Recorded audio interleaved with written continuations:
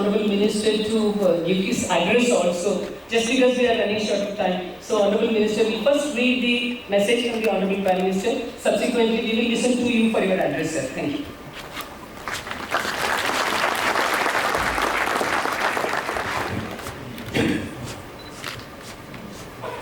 Jitendra, CSIR, Dr. Singh, Principal Scientific Advisor, Professor Sood, Chairman ISRO, Dr. Somanath, Dr. Rama, and all the directors over here, the members of the faculty, the Bhatnagar Award winners. First of all, I must thank Dr. Singh for very kind and warm words of encouragement and appreciation. For a while, it appeared to me as if she was talking about somebody else. Because I didn't know I had so many good things with me. But then I told myself that it feels good to trust what she's saying. So thank you, ma'am, for your encouragement. Ladies and gentlemen, before I say anything more, I have the proud privilege of reading out to you a message from the Honorable Prime Minister Singh Modi. He would have very much desired to be amongst us today, this afternoon, but somehow he could not make it because of his other preoccupations, and therefore he has been kind enough to send this written message, which I shall now read out to you. It is heartening to learn about the 82nd Foundation Day of the Council of Scientific and Industrial Research and the presentation of the Shanti Swarup Bhatnagar Prize to the winners on the occasion. Greetings and best wishes to everyone associated with CSIR and all the award winners. The Council has been serving the nation admirably by furthering scientific and industrial research in the country. CSIR and its laboratories have taken rapid strides in optimizing science and technology for the benefit of people. For centuries, science has played a crucial role in finding solutions to seemingly intractable problems and unlocking new potentials. Science and technology have helped transform every sphere of activity, be it medicine, communication, space, transportation, infrastructure, agriculture, or knowledge. The mega exhibition of CSIR showcasing the technological achievements of the last 10 years will inspire one and all. CSIR has played a prominent part in serving the society, the industry, and the nation. The aroma vision, the strides in floriculture, the purple revolution, which have ushered in through lavender cultivation in Jammu and Kashmir. The laying of steel slag roads along border areas of the country are just some of the instances of CSIR's contribution in meeting the national aspirations of India. The 82nd Foundation Day holds a special relevance for CSIR following the success of Chandrayaan 3, since CSIR was also one of the many different organizations that made significant contribution to this mission. The indefatigable efforts of our space and science ecosystems has showcased to the world that even the sky is not the limit for us. We are making every effort to complement the efforts of scientists for providing all the resources and also fostering a dynamic and a favorable research ecosystem. Our nation and its people have always been blessed with a scientific temper and an inquiring mind. The speed as well as the scale of research and innovation by our scientists and technologists, particularly during the pandemic, has convinced the world of our unlimited potential to work for the global good. The period till 2047, when we celebrate the centenary of our independence, is an opportunity to fulfill the vision of building a strong, inclusive, self-reliant India. And it is in this context that the role of institutions such as CSIR assumes greater relevance. Best wishes for the success of the 82nd CSIR Foundation Day. I once again extend my heartiest congratulations to all the winners of Shanti Swarup Bhattagar Prize, signed by Shri Narendra Modi, Honorable Prime Minister of India.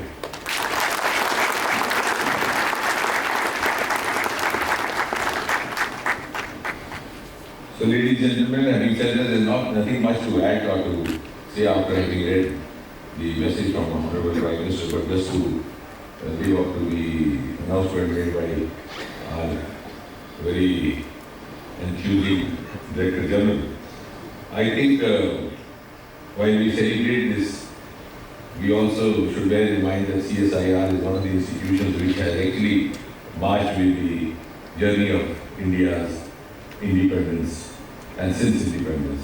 In fact, it's 5 years older, and independent India was born 5 years after CSIR was born.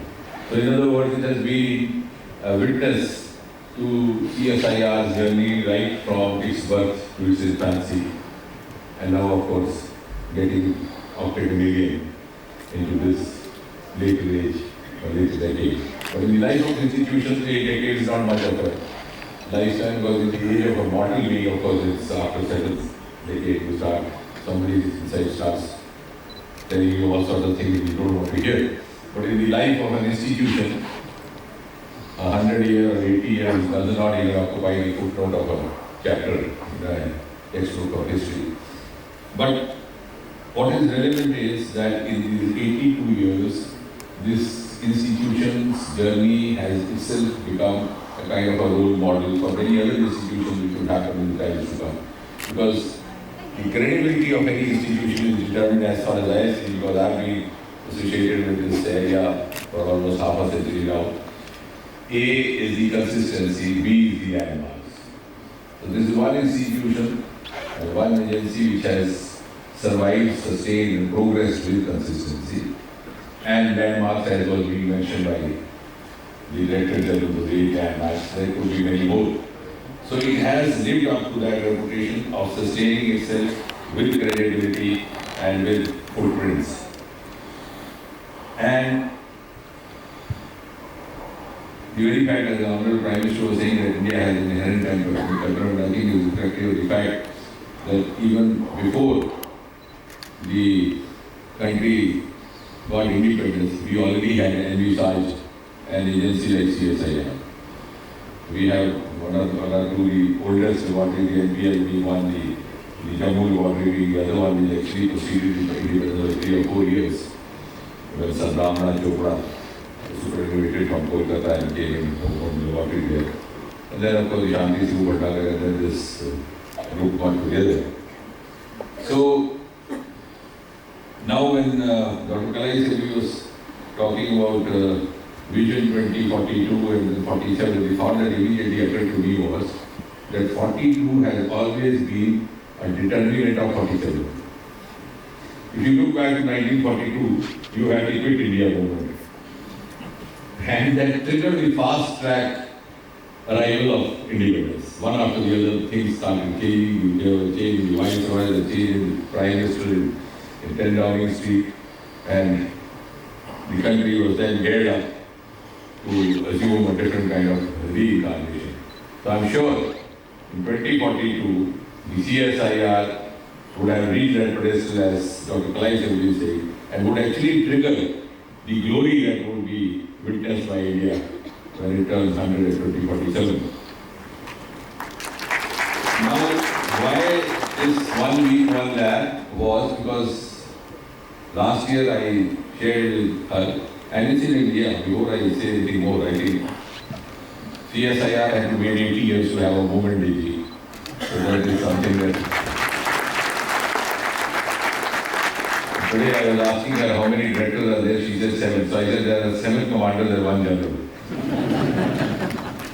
So I'm sure we are being led by a good frontline team. So why this concept of 1 week, 1 lab? Because many good things were happening when it was not known. And I have come across certain institutions that have been going around. In fact, I've been associated with CSIR for almost now 30 years in one way or the other as a sustenance project. With biotechnology almost since the time the first department came up. Many of the institutions which are located just in the vicinity of some of our CSIR labs are not known to each other. So I know of so many places where you have a project which could be collaborated with an institution just 4-kilometer radius, but the two institutions hardly interacted. The directors are also not known to each other. In fact, once I went to the CSIR, they told me that they are having a project on tuberculosis. So, and incidentally, they have a postgraduate institute just 2 kilometers away. I said, why don't you have a combined thesis with them, because they have a teaching department, so you could be co-write. And then I got to know the director was not acquainted with the principal there. So I sat there and got the principal, it took about 1 hour, 1.5 hours. I thought, no, today I will complete this. So now we are into the process of getting MOUs wherever possible of the CSIR labs. And also because now we are also into the era of integrated medicine or whole of science. And as Prime Minister was saying, the CSIR has contributed rightly so, because when I was to formally announce the launching of Aditya after Somnathji said that it has been successfully accomplished. This is exactly what I said. I said the launching has been executed by ISRO, but the mission is the whole of science. Because we have at least 2 or 3 institutions, CSIR also, plus DRDO, plus so many others, including the startup. So when you showcase in each of the institutions, it's not only to publicize precisely what you are doing, because that gives you visibility in the national code, but also to make the other stakeholders realize that they could possibly partner with you. So unless they know that I have something to showcase or something which is relevant for them, they would not be able to, even if they want. So there is one section, and if they feel that this is kind of work, they might come asking for it. But if they don't know that, they will not come asking. So it's like a group of people don't know that they want to know, and they come to you. The other is they don't know, they don't know. So you are virtually dealing with a section which you didn't know that they didn't know. So if they knew that I was a laboratory dedicated to aroma, which Prime Minister has mentioned, then somebody, looking for aroma would come. But if they don't know that they don't know, then they didn't know what we were doing. They thought we were sitting in some dingy dark rooms, having a good fun, because each of the labs is having a huge farmhouse kind of a single premises. So we were actually cut off socially. And I think the best example is that of Mr. Somnath sitting over there. This was a guarded decision taken, and I must thank Honorable Prime Minister. We always wondered why they had to sit in secrecy. Now wherever Somnathji goes, he's asked for a selfie. Earlier on, nobody knew who was the director there, the secretary. No, for good reasons, because they were behind a veil of secrecy for no reason. So they were actually constraining themselves from their own resources. They were imposing certain restrictions on themselves which were actually inhibiting their own growth. That's what I tell Somnath in the PSLV happened, and I was there with Dr. Radhakrishnan, and he said in the middle of night, I'll take you to a place where even my scientists are provided, the launching site, just about 3 hours earlier. So when we went there, I said, Radha, one thing one must learn every day. And today what I learned is that either one should be as eminent a scientist as Radhakrishnan, or somehow manage to join politics and be like a researcher. But why this? I said this has to be open for the students, for the scholars, so that they know what is happening. And I'm glad we were quite guarded in putting across this view. We thought we didn't know how well it would be taken. But I am glad that we felt vindicated when Prime Minister unlocked the gates of the Harikota. And during the launching of Aditya, we had 10,000 spectators watching it with their naked eye over there. And during the launching of Chandrayaan, we had 1,000 media persons One of the media persons soon after the launching came to me and said, look, there's a tweet by a critic who says, what is new to celebrate? I said, how many times have you come here? He said, first time. I said, this is new. So by imposing yourself certain restrictions which are not warranted, or by trying to be self-effacing is not always a virtue.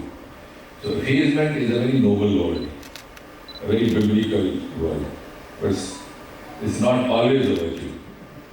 Because if anything that hampers your progress, progress of the society as a whole, or progress of the entire academic fraternity, then maybe, at the risk of being holier myself, I am curtailing the growth of the institution. And this was what was happening. So that is why we thought, and that is the reason why yesterday somebody said the entire nation was watching television. I said, you know why they were glued to the screen? Because they felt involved. They thought this is their mission.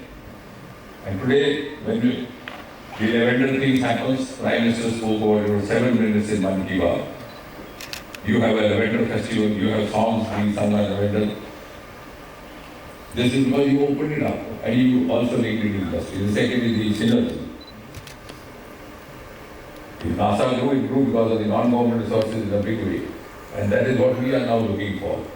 And the National Research Foundation, Anusandhan, which is now being created, I think will also address that issue. Out of 50,000 crore of budget for 5 years, we have as much as 36,000 coming from the government sources. Somebody said this is another kind of a bureaucratic structure. I said if Professor Sood is a bureaucrat, then I don't know where to look for one. At least in India I can't. Because these were some of the news which I had also suggested. So I said, if you have an eminent scientist who is known to be an academician, a teacher, as the head of the executive council, I think we are doing fair justice, and then he would be assisted by a council which will have a huge representation of industry, and not only industry, and in fact, in a way, improving upon what the National Research Society of America is. We also have representation from humanity.